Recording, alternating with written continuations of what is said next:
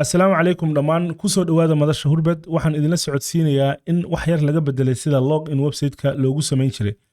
هدي على الأرض كتاي مدرسة هربت وحل لقى بهنيا بوحيتاي إن هذا حق دورته أو حقوق إلى لسو أكاون كاغا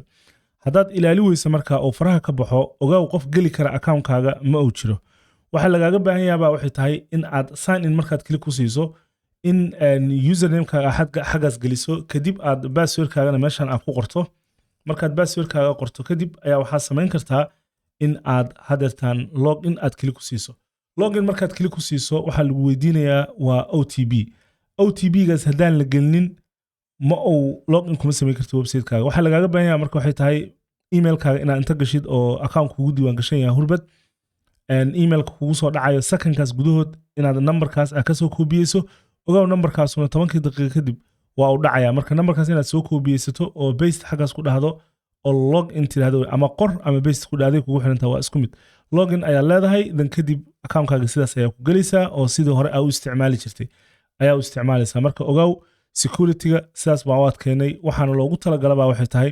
waa ardada gacantoodu ay ka baxday account-koodu inay gacantooda ugu soo laabato si aysan dad kale oon loogu talagelin aysan u isticmaalin marka waxa loo baahan yahay waxay tahay in xuquuqda la ilaaliyo waxaana filayaa inay adigu hadirtaan si fiican inaan iskula fahnay isticmaalka security features kan cusub